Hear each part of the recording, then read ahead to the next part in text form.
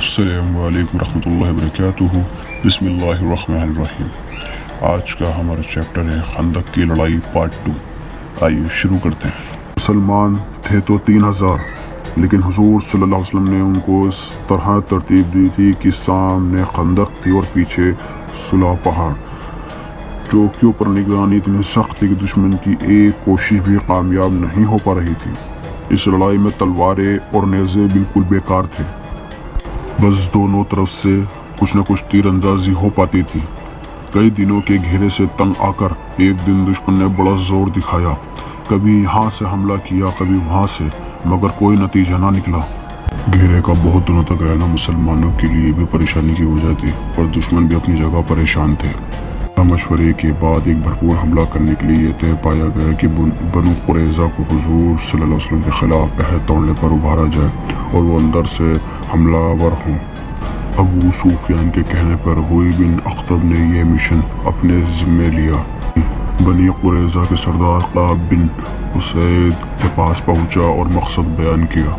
اس نے پہلے تو انکار کیا کہ میں نے ہمیشہ محمد کو وعدے کا سچا پایا ہے، ان سے کیا گیا عہد توڑنا بڑی بے مروتی ہے، مگر ابن اخطب نے پورے زور سے بات دہرائی اور اس پر ایسا جادو چلائے کہ اس نے اپنی بات منوا لی۔ یہ خبر مسلمانوں تک پہنچی۔ حضور صلی اللہ علیہ وسلم نے تحقیق کرائی، بات صحیح نکلی تو حضور صلی اللہ علیہ وسلم کی زبان سے بس اتنا نکلا، اللہ اکبر، حسبنا اللہ نعم الوکیل۔ مورچے کا پھیلاؤ، گھیرے کا بہت دن تک باقی رہنا، تعداد کی کمی، بے اثر و سامانی کی انتہا، روزے کی حالت، اس پر رات کا جاگنا، منافقوں کا بہانے بنا بنا کر الگ ہو جانا، پھر اس طرح کے درجے کی جان ماری کی نماز قضا ہو گئی۔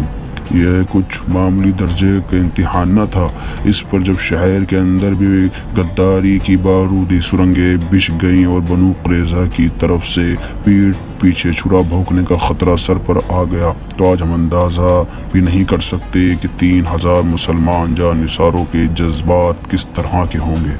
دوسری طرف گھیرا جتنا لمبا ہوتا گیا، حملہ کرنے والوں کی ہمتیں پست ہوتی گئیں۔ 10,000 آدمیوں کے کھانے پینے کا انتظام کرنا کوئی آسان کام نہ تھا، پھر انتہائی سردی۔ اسی بیچ ایک بار ایسی سخت طوفانی ہوا چلی کہ کافروں کے ڈیرے اکھڑ گئے، ساری فوج تتر بتر ہو گئی۔ ہوا کیا تھی؟ خدا کا عذاب تھا، اور واقعی یہ طوفان اللہ تعالی نے مسلمانوں کے لیے رحمت اور کافروں کے لیے عذاب بنا کر ہی بھیجا تھا۔ امید ہے آپ کو میری ویڈیو بھی پسند آئی ہوگی۔ اس کو لائک، شیئر اور سبسکرائب ضرور کریں۔ انشاءاللہ اگلی ویڈیو آپ سے پھر ملاقات ہوگی۔ اپنا خیال رکھیے گا۔ اللہ حافظ۔